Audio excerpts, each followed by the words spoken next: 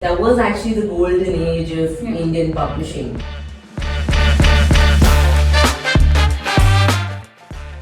I think publishing is a lifestyle.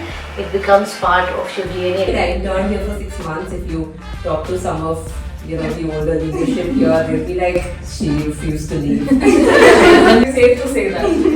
They're just sitting here. As a designer, it doesn't really threaten me, it excites me.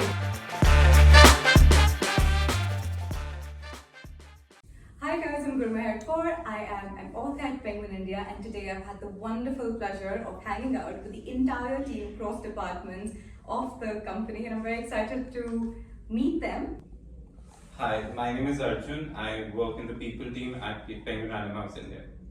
Hi, I'm Radhika and I'm executive editor at Penguin Random House India. Hi, this is Ishani and I'm a senior publishing executive at Penguin Random House. Hi, I'm Arpita. I commission children's and young adult books at The Edit. Hi, I'm Prabhantu. I'm an associate publisher here. Hi, I'm Rachna. I'll take care of the legal part in Penguin Random House. When and how did you join Penguin India, and what's the story of you getting booked by Penguin?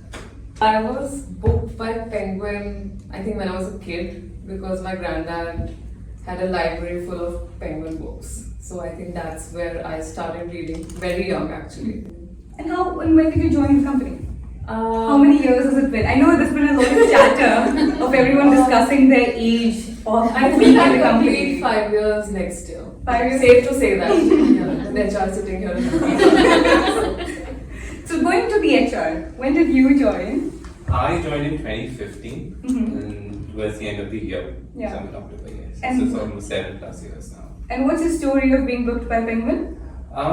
Interestingly, though yes, I also had my first read in the school, but Rick Riordan books, I'm like crazy fan of it, and that was when I realized, okay, I'm reading Penguin books. Yeah. That was the time, and yes, when I joined, I keep on giving an example. It's like distillery, a product you use but you never think of there's a company behind it. Yeah. So when this thing came up, conversation started with Penguin, it was that kind of experience. So yes, I would get a chance to be on the other side. Yeah. So yes, I think it's been a beautiful experience. So that's why like being booked by Penguin. Have you ever been like starstruck by an author? By being in the office where you're just like, oh my god, this person. Yes, I'm like, And who is it? What's the story? it's all the way Ruskin Bond. I'm like, it's just the that experience, that moment when you like see him, that smile. It's like his face is like all the stories of your childhood. Mango sitting here, my first ever signed book of Ruskin Bond. Yeah. He gave me a chance to like get that book, and that was like first book he ever wrote. Yeah. Yeah, I mean, like that's still like one of my most precious books. It's gonna be, and that's like ever starstruck moment. What's your story? When did you join? What's the story of being booked by Penguin? And if anyone wants to jump in to answer the question. Well, I, like Arpita, I had a shelf full of books, and most of them were Penguin books because it is the, trade book publisher. But I never thought of working there. And my father gifted me 2 books of Ruskin Bond, the Railway Ghost Stories. And I think one more book, I don't recall that book, and he said perhaps one day you should work there. And it stayed with me. In 2015, I came here for an interview, and this is my That's 8th your year. dream job. Absolutely, Yeah. and I love my job. And on the 8th year, I think that I'm still having a kind of a honeymoon, Yeah. Sorry. So Radha, what has it been like for you to work with books but with like a legal lens? So basically, in legal we have to like make sure how to these editors they'll approach the author, then send it to us, we'll draft the agreements, and after that when the book comes in, so that's a very challenging part because you have to read each and every line and then give your inputs to the author.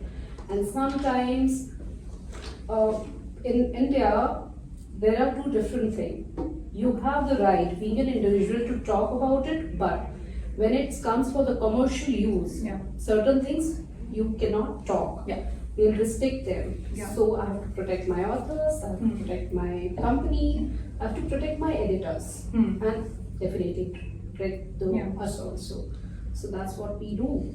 And have you ever had a starstruck moment, not with an author, Yeah. but something the author has written, and you want it to be there, but for legal reasons you need to take it out? Most of the time. Like most of the books. It's just like, I really So want this. I always do 2 rounds. Yeah. One for my own pleasure. Yeah. Oh wow, it's like really interesting. Yeah. And one for that the One for the- yeah. yeah. One for the job. Which can go, which can't go. Yeah, but I think coming to you, Radhika, you've been here for such a long time. How long has it been? What's your story? And have you had a starstruck moment with one of your authors? It's been wonderful, actually. You know, I mean, I think I speak for most of us here when I say that we're very lucky to work in a place where we actually enjoy, to be able to work at something that truly brings you pleasure is a real privilege. I don't know, I don't get starstruck easily, Yeah. but I think when I first met Arundhati, when she came out with the Ministry of Utmost Happiness,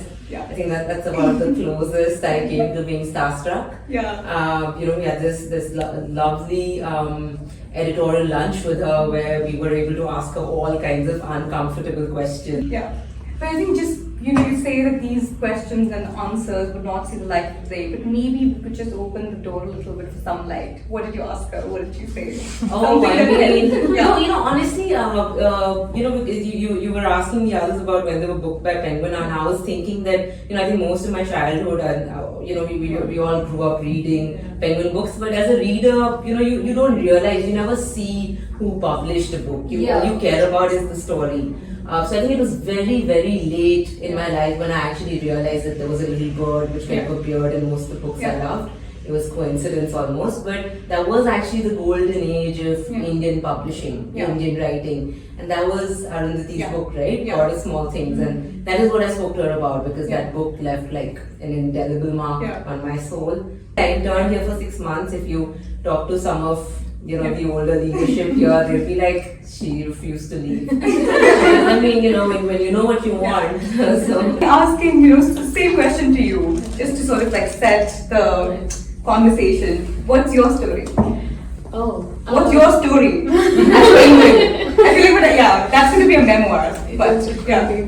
So I am somebody who realized that they wanted to get into publishing in second year during my bachelor's in English, and I was just after my professors to get me leads because I had no connection to the industry, nobody to ask questions to, and they directed me to a course instead of a connection. Like, do a master's. I'm like, okay, how? And then I went to do that, and that's when I realized the industrial bit of publishing. Up until then, it was like, Ruskin Bond was the inspiration. We went to meet him in college. Rick Riordan was another favorite who I still follow, still look up the new books and read them every year. But it came down to doing that course and realizing that there is so much opportunity in content. And Penguin Random House is obviously the leader, right? So I never thought that I'll get here so quickly when I did. But I came back to India, I joined an academic publisher, and within like 6, I had written to everybody when I came back that, okay, cold emails to HR. If you have a role in editorial, please let me know. 8 months after sending that email, Moshri in HR writes back, and I'm like, this is destiny. Who hears that after 8 months of a cold email, right? And I did, and I came in and I joined as an editorial assistant in Radhika's team, and then it's just one opportunity after the other. So my story of Penguin has just been like destiny as well as the many opportunities that came along with it. But I do want to come to you because you do very special editing, which is children's books and YA. Is it ever a thought that you want to have a young adult write a young adult book, or or can anyone write a young adult book if they get? My youngest author was 3. Really? Yeah. Yes. So I think anyone can write a book. Yeah. And the thing is that if you commission, say, if I'm younger right now and I'm writing a book, and I'll write from experience, I'll write about, because everything has changed, like everything kind of keeps on changing through the years. Whatever happened during my school years or my college years is not what's happening right now. We didn't have Snapchat, we didn't have Be Real, right? So I think the issues have also changed. So I think if a younger person is writing YA, great, because they can kind of speak their truth at this point in time. So No, that's very true and very honest as well. And I do want to take my next question, because we're talking about young adults and young India, and we are also talking about period and trends. I think, Ishani, I want to go to you.